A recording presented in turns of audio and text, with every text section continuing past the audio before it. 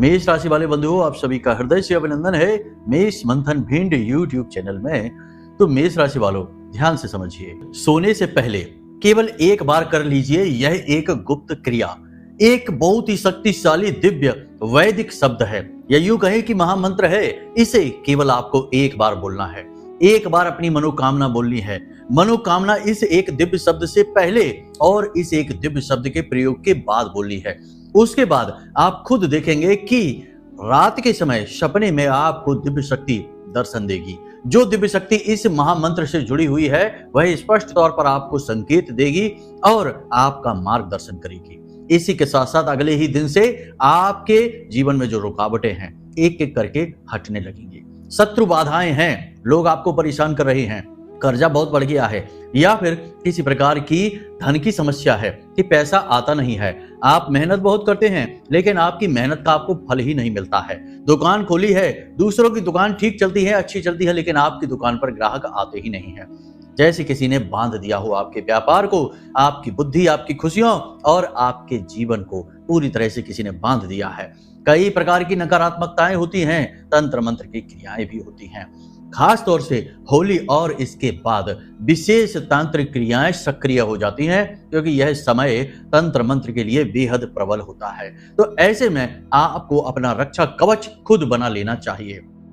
यह एक दिव्य शब्द बहुत ही शक्तिशाली है, प्राचीन है, ऋषि मुनियों के जमाने से यह प्रयोग होता चला रहा है। बंधुओं, इस एक दिव्य शक्ति का प्रयोग हजारों वर्षों से ऋषि मुनियों के द्वारा और जो पूजा पाठ और अध्यात्म से जुड़े हुए लोग हैं उनके द्वारा किया जा रहा है। अब यहाँ पर समस्या यह आ जाती है कि ढोंग और प्रपंच इतना अधिक बढ़ चुका है कि सच्चा अध्यात्म कहीं गुमसा हो गया है। सच्चा अध्यात्म केवल उसी के पास मिलेगा जिसने स्वयं इसके अनुभव हासिल करे हैं, साधनाएं की हैं, पूजा पाठ किया है, तप किया है और सचमुच का भक्ति भाव हृदय में लेकर आया है। उसे ही अनुभव मिलते हैं और अनुभवों के आधार पर ही ऐसे महान प्रयोग उसके जीवन में अवतरित होते हैं। तो यह एक दिव्य शब्द, या यूं कहे कि महामंत्र, अब आपके जीवन को बदल कर रख देगा। बंधु, एक बात याद रखना कि जब भी कोई व्यक्ति समाज में असामाजिक कार्य करता है, दुर्व्यवहार करता है, नीच गंदे कर्म करता है, तो पुलिस आती है और उसे पकड़ कर ले जाकर जेल में डाल देती है। इसी प्रकार हमारे जीवन में भी कई प्रकार की नकारात्मकताएं होती हैं, कई प्रकार की ऐसी ऊर्जाएं अनायास ही चली आती हैं या कोई जानबूझकर उन्हें भेज देता है, वे फिर हमें परेशान करती रहती हैं। इन्हें हम भूत प्रेत या तंत्र मंत्र या काली क्रियाएं कहते हैं। हमें इनके बारे में कभी पता नहीं चलता है, हम तो बस यूं ही सोचते रहते हैं कि शायद हमारा भाग्य खराब है, हमारी मेहनत का हमें फल नहीं मिल रहा है, भगवान ने शायद हमें इसी के लिए संसार में भेजा है, या सभी दुखी है तो हम भी दुखी होंगे। लेकिन बंधु, ऐसा सच नहीं है, सभी दुखी नहीं है। बहुत सारे लोग यहाँ भोग विलास ऐश्वर्य में और भक्तिमय जीवन जी रहे हैं, खुशियों भरा जीवन जी रहे हैं। तो आपका भी हक है कि आप भी एक अच्छा जीवन जिए। तो अब ऐसे में जब आप अपनी नियति को स्वीकार कर लेते हैं तो यही भूत प्रेत तंत्र मंत्र नकारात्मक शक्तियां आपसे आपका सारा पुण्य छीन लेती हैं और आपको भयानक नरक में, दलदल में, परेशानी में झोंक देती हैं, क्योंकि आपका दुख, आपकी तकलीफ ही इनका भोजन होता है। तो अब यहाँ पर आपको करना यह है कि इन भूत प्रेतों को जेल में डाल देना है, मतलब कि किसी ऐसी क्रिया के द्वारा इन्हें अपने से दूर भगा देना है और मंत्र की जेल में इन्हें बंद कर देना है। जी बंधु, बहुत अधिक शक्तिशाली होती है मंत्रों के क्रियाओं के अंदर। जब मंत्र क्रिया के द्वारा किसी ऊर्जा का बंधन कर दिया जाता है या नकारात्मक ऊर्जा को दूर भगाया जाता है तो वह फिर वापस लौटकर नहीं आती है। बंधुओं, याद रखना, बहुत सारे लोग यहाँ पर ये कह देते हैं कि गुरुजी मंत्र ही तो है, क्या फर्क पड़ जाता है, हमने मंत्र बोल दिया 2 बार 4 बार 6 बार, इससे क्या फर्क पड़ जाएगा, जीवन तो वैसे ही चलेगा जैसे चल रहा है।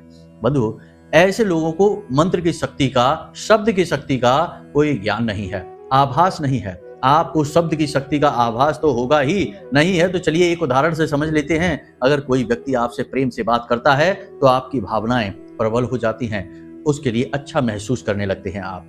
ठीक इसके विपरीत कोई आपसे उल्टी सीधी भाषा में बात करे, आपका अपमान करे, आपको क्रोध आने लगता है, आपका मन व्याकुल होने लगता है।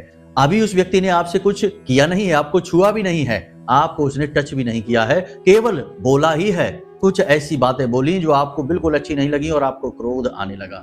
और ठीक इसके स्थान पर यदि उसने आपको गाली दे दी, 2-4 गालियां दे दी, तो आपका खून खौल उठता है, आपका मन व्याकुल हो जाता है, आप खुद क्रोध से भर जाते हैं, भड़क जाते हैं और उसके साथ हाथापाई तक करने को उतारू हो जाते हैं।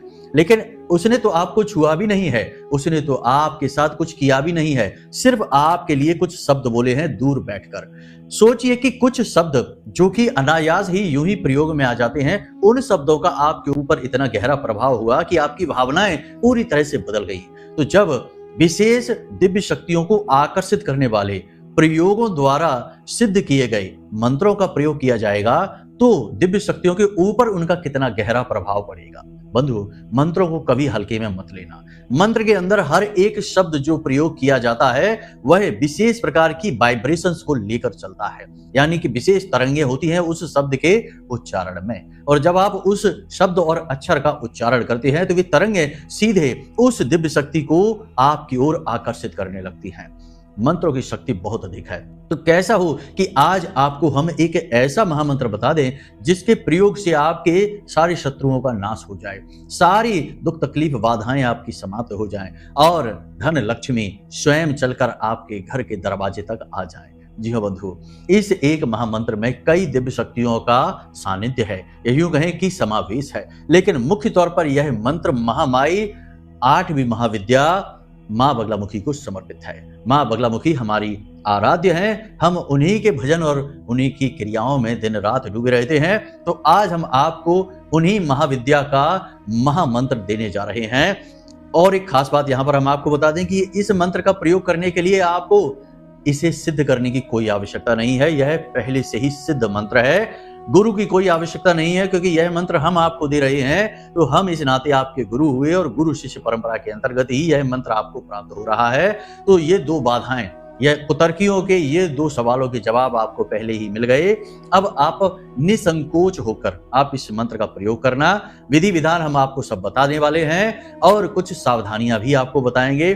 साथ ही साथ होली के बाद आपको किस प्रकार से अपने जीवन में कुछ जरूरी बदलाव कर लेने हैं ताकि कोई नकारात्मक घटना, कोई बुरी घटना आपके साथ ना घटित हो जाए। क्योंकि याद रखना कि होली का जो पर्व होता है, इस पर्व पर कई प्रकार के तांत्रिक भी अति सक्रिय हो जाते हैं और तंत्र मंत्र करते हैं और किसी का जीवन बर्बाद कर देते हैं, क्योंकि पैसे लेकर भी तंत्र क्रियाएं होती हैं इस चक्कर में।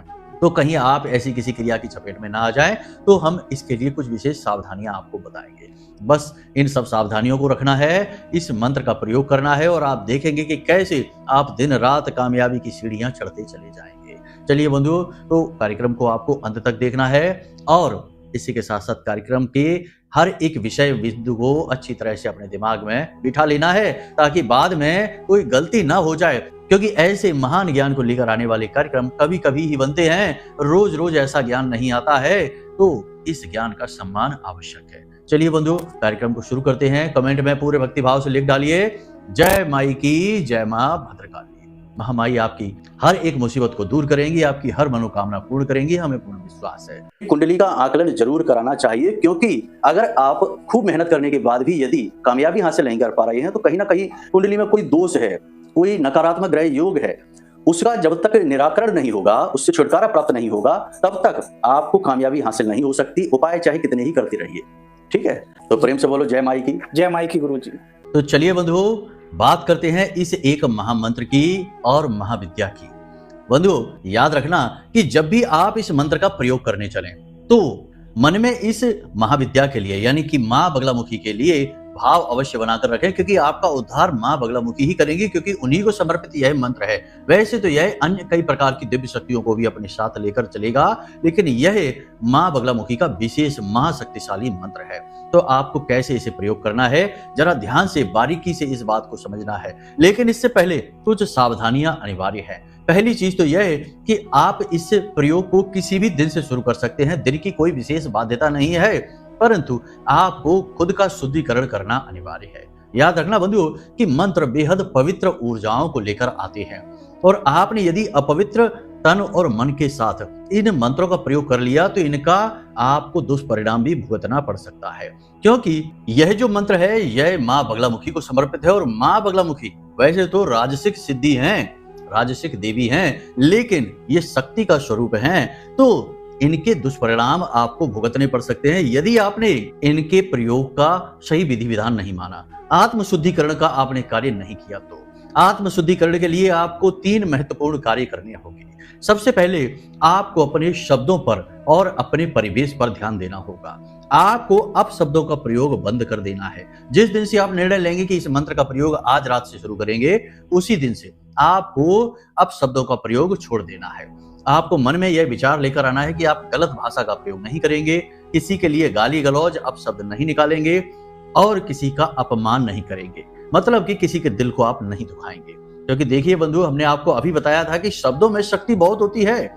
शब्द यदि चाहें तो किसी शत्रु को भी मित्र बना लें और मित्र को भी शत्रु बनने पर विवश कर दें। तो शब्द की शक्ति को पहचानते हुए आप सबसे पहले आत्मशुद्धि के लिए अपने शब्दों पर ही नियंत्रण रखेंगे।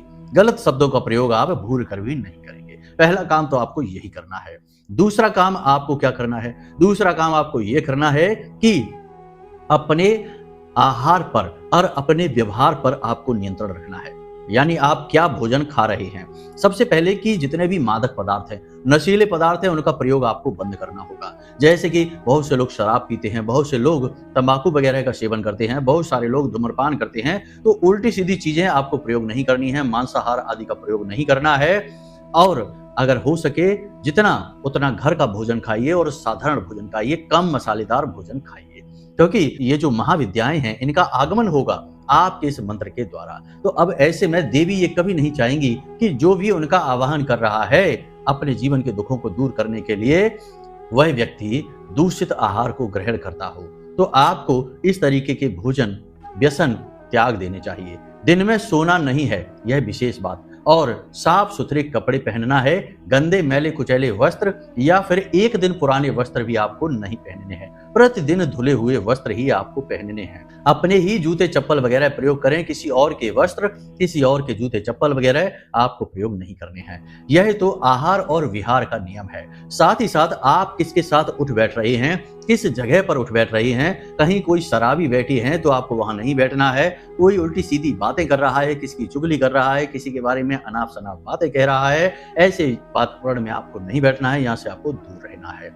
और बाकी जितने भी सात्विकता के नियम होते हैं उन्हें आपको मानना होगा। और कोशिश करें कि दिन में जब भी आपको समय मिले तो मोबाइल में किसी संत के वचनों को सुनना शुरू करें, किसी भजन को सुनना शुरू करें, किसी प्रकार की सात्विक वाणी को अपने कानों तक पहुंचाएं। बंधुओं, याद रखना कि सुनने की शक्ति जो भगवान ने आपको दी है, यह बहुत कमाल की शक्ति है। सुनने से हृदय परिवर्तन होते हैं, सुनने से मन मस्तिष्क बदलते हैं, सुनने से लोगों के व्यवहार बदलते हैं, जीवन बदल जाते हैं। जैसा लोग सुनते हैं वैसा ही व्यवहार करने लगते हैं। इसीलिए तो कहा जाता है कि हर बात जो आपने सुनी उस पर तुरंत विश्वास न करो, पहले उसे सोच समझकर उस पर सही निर्णय लो, तब उस पर विश्वास करो। क्योंकि सुनना बहुत शक्तिशाली क्रिया है। सुनने से आपकी निर्णय शक्ति प्रभावित होती है। तो आपको सात्विकता के नियम मानने हैं और दैवीय शक्तियों को श्रवण करना है। श्रीमद् भागवतम में भी कहा गया है, जो नवदा भक्ति है उसमें श्रवणम यानी कि श्रवण करना है, कीर्तनम यानी कि भगवान की कीर्ति का गान करना है। तो ये अलग अलग क्रिया शक्ति बताई गई है। तो आपने यहाँ पर समझ लिया कि 2 तरीके। अब तीसरा तरीका, यह सबसे महत्वपूर्ण तरीका है, दान करना। जी हाँ बंधुओं, याद रखना कि धर्म का कलयुग में केवल एक ही पैर बचा है और वह पैर है दान। जी हाँ बंधुओं, पहले सतयुग में धर्म के 4 पैर हुआ करते थे, सत्य, तप, दया और दान। बाद में हर एक युग में एक एक पैर टूटता गया। त्रेता हो, द्वापर हो और कलयुग में आकर केवल एक पैर ही बचा। तो अब आपको धर्म का यह पैर पकड़ना है, यानी कि दान भी करना है। अब दान का मतलब जब हम कहते हैं तो यह नहीं है कि आपको जाकर बहुत कुछ दान करना है। आप जरा सा भी, यानी कि चाहे आप 5 रुपए का मंदिर में जाकर दान करिए, चाहे 10 रुपए का दान करिए, इतने से कुछ खास बिगड़ नहीं जाता है। लेकिन इससे आपका धर्म मजबूत होता है, आपका कर्म प्रबल होता है और आपके अंदर पॉजिटिव एनर्जी का चार्ज दौड़ता है। हाँ, यहाँ पर एक बात जरूर है कि अपने मन में किसी भी प्रकार का कुतर्क लेकर मत आना। आप ना तो भगवान को कुछ दे रहे हैं और ना ही आप किसी की मदद कर रहे हैं। आप जो भी धन मंदिर में जाकर देंगे वह धर्म की सहायता के लिए है और धर्म से ही यह संसार टिका हुआ है, यह ब्रह्मांड टिका हुआ है। धर्म की रक्षा के लिए तो भगवान भी अवतरित होते रहते हैं समय समय पर, तो इसलिए धर्म के लिए आपको यह कदम उठाना है। तो यहाँ पर आपको 3 क्रियाएं हमने बता दी, इनके माध्यम से आप आत्मशुद्धिकरण करेंगे। अब ध्यान से सुनिए, हम आपको उस एक विशेष महामंत्र को बताने जा रहे हैं। इसे प्रयोग आपको कैसे करना है। जब आप सोने जाएं रात्रि के समय, तो याद रखें कि बिस्तर पर आप अकेले ही सोएं, कोई और आपके साथ ना सोए। अब यदि ऐसी व्यवस्था नहीं होती है तो आप किसी प्रकार से ऐसी व्यवस्था बनाने की कोशिश करें। चाहे आप जमीन पर ही शयन करें, कोई फर्क नहीं पड़ता है, लेकिन अकेले आपको सोना है। दूसरा कि सोने से आधे घंटे पहले आप मोबाइल फोन दूर हटा देंगे, फिर उसे नहीं देखेंगे। इसी के साथ साथ आप किसी से कोई गप्पे नहीं आंकेंगे, लंबी चौड़ी बातें नहीं करेंगे। थोड़ा बहुत सवाल जवाब आप कर सकते हैं, जरूरी है तो, नहीं है तो सोने से आधे घंटे पहले आप मौन रहना शुरू कर देंगे। मौन रहना बहुत जरूरी है बंधुओं। मौन रहने से हमारी सबसे बड़ी प्रबल शक्ति जो है, जो बाहर की ओर निकल रही होती है, उत्सर्जित हो रही होती है, वह केंद्रित होने लगती है। वह है हमारी वाक शक्ति। वाक शक्ति को रोक देने से हमारी जो केंद्रीय ऊर्जा है वह हमारे अंदर ही एकत्रित होने लगती है। आपने देखा होगा कि बहुत से ऋषि मुनि या महान लोग ऐसे हुए हैं जो कोई विशेष पूजा पाठ अनुष्ठान नहीं करते, लेकिन मौन रह लेते हैं। दिन के किसी भी वक्त या फिर सप्ताह के किसी भी दिन या कुछ दिनों के लिए मौन रह लेते हैं, और मौन रह लेने से ही उनके अंदर तपोबल इतना अधिक बढ़ जाता है कि आगे चलकर वे संत की श्रेणी में पहुंच जाते हैं। उन्हें वाक सिद्धि मिल जाती है और बहुत सारी दैवीय शक्तियां उनके पास आ जाती हैं केवल मौन रहने से। तो मौन की शक्ति को पहचानना होगा। तो आधे घंटे पहले आपको बोलना बंद कर देना है और किसी से कोई चर्चा लंबी चौड़ी ना करें, थोड़ी बहुत कर सकते हैं, और फोन मोबाइल वगैरह तो बिल्कुल भी ना देखें। तो ये सारी तैयारियां हो चुकी हैं। अब आपको अपने मन में जो एक इच्छा है, जो विशेष मनोकामना है, नौकरी चाहिए, कर्ज से मुक्ति चाहिए, अपना जैसे पति पत्नी के बीच में विवाद है तो वहां प्रेम संबंध चाहिए, या फिर किसी प्रकार की नकारात्मकता परिवार में, जो भी आपके जीवन की बड़ी अड़चन है, इच्छा है, मनोकामना है, उसका आपको विचार करना है। जब आप बिस्तर पे जाएं तो रात्रि को अपनी छाती पर दोनों हाथ रखें इस प्रकार से, और इस मंत्र का उच्चारण करें। लेकिन इस मंत्र का उच्चारण करने से पहले अपनी वह एक मनोकामना बोलें, जैसे कि हे देवी, हमारी नौकरी लग जाए तो हमारा जीवन बहुत सरल हो जाएगा। कृपा कर हमारा उद्धार करें और हमें एक अच्छी नौकरी प्रदान करें। इस प्रकार से बोलना है। मानकर चलिए कि आपको कर्जे से मुक्ति चाहिए, आप कर्जे से बहुत अधिक परेशान हैं, तो आपको आवाहन करना है देवी का कि हे देवी, हे महामाई, आप हम पर कृपा करें और हमें किसी भी प्रकार से इस कर्ज से मुक्ति प्रदान करें। हम बहुत अधिक परेशान हैं इस कर्ज की समस्या से। इस प्रकार आपको निवेदन करना है और अपनी छाती पर दोनों हाथ रखने हैं और फिर इस एक मंत्र का उच्चारण करना है। केवल एक बार करना है, बार बार नहीं। मंत्र लंबा है, आपके मोबाइल की स्क्रीन पर आपको दिखाई देगा। इस मंत्र को आपको याद कर लेना है और इस मंत्र को आपको बोलना है और मौखिक बोलना है। हमने पहले ही आपसे कह दिया कि स्नान करने के बाद आप जाएंगे शयन करने के लिए, सोने के लिए, तो आप इस मंत्र का उच्चारण कर सकते हैं। शुद्धता यहाँ पर बनी रहेगी। तो मंत्र आपके मोबाइल की स्क्रीन पर है, इसे आप ध्यान से देखें, नोट कर लें, स्क्रीनशॉट ले लें और इसे आपको याद करना है। ओम ह्लीं ऐं श्रीं क्लीं श्री बगलानने मम रिपून् नाशय नाशय मम ऐश्वर्याणि देहि देहि शीघ्रं मनवांछितं कार्य साधय साधय ह्लीं स्वाहा।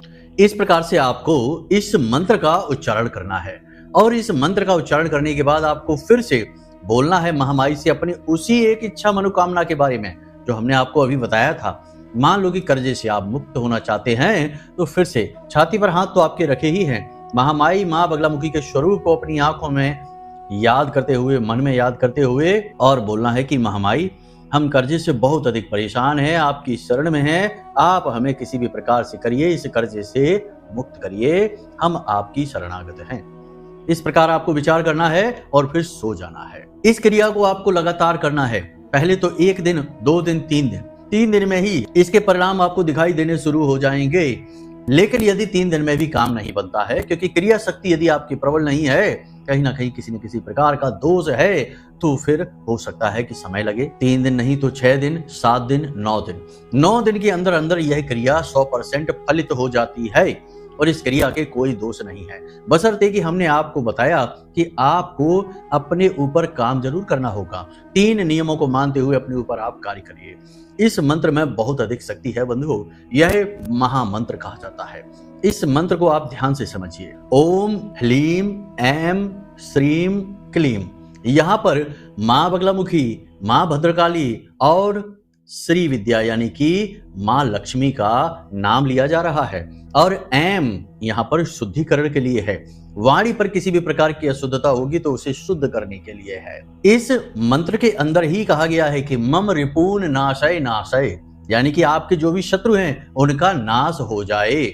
मम ऐश्वर्याणि देहि देहि, यानी कि आपके जीवन में ऐश्वर्य वैभव महामाई माँ बगलामुखी स्वयं लाकर देगी। शीघ्रम मन वांछितम कार्य साधय साधय, यानी कि जो भी आपकी इच्छाएं हैं, मनोकामनाएं हैं, वे जल्द से जल्द, शीघ्रम यानी कि जल्द से जल्द पूर्ण हो जाएंगी। यानी कि आप समझिए कि इस एक मंत्र में आपके जीवन की हर एक दशा और दिशा को तय करने की शक्ति है। बस पूरे भाव के साथ आपको इस मंत्र का प्रयोग करना है। बंधु, हमने आपका आत्मशुद्धिकरण वाला जो विषय बताया है उसे अवश्य ध्यान रखना। उसमें लापरवाही यदि आपने की तो हो सकता है कि यह मंत्र आपके ऊपर फलित हो ही ना, लेकिन यदि आपने मांसाहार, व्यभिचार और शराब पीना यानी उल्टे सीधे काम और अधिक मात्रा में कर दिए तो हो सकता है कि इस मंत्र का आपको उल्टा असर भी हो जाए, क्योंकि कोई गारंटी नहीं है। कारण इसका यह है कि यह शक्ति का स्वरूप और अत्यंत प्रचंड देवी, स्तंभन की देवी मां बगलामुखी का मंत्र है। तो सावधानी बेहद अनिवार्य है, गलती मत कर देना। लेकिन एक बात और आपको बता दें कि यदि आपने सारे नियमों को मानते हुए इस मंत्र का प्रयोग किया तो अधिक से अधिक 9 दिन का समय लगेगा और आपकी मनोकामना आप स्वयं अपनी आंखों से पूर्ण होती हुई दिखाई देगी। आपको आपका जो भी दुख है, तकलीफ है, कष्ट है, कर्जा है, जो भी कुछ आपके जीवन में है, सब आपकी आंखों के सामने ही कमजोर पड़ता दिखाई देगा, पूर्ण इच्छाएं होती आपकी दिखाई देगी। तो चलिए बंधु, आज के इस कार्यक्रम को यहीं पर विराम देते हैं। उम्मीद करते हैं कि आप इसका प्रयोग अवश्य करेंगे और अपनी इच्छाएं, मनोकामनाओं को स्वयं अपने हाथों से पूर्ण कर पाएंगे। अब यदि कोई प्रश्न आपके मन में उठे तो हमने नंबर वीडियो में दे रखा है, इन नंबरों पर आप फोन करिए, अपने प्रश्नों के जवाब हासिल करिए।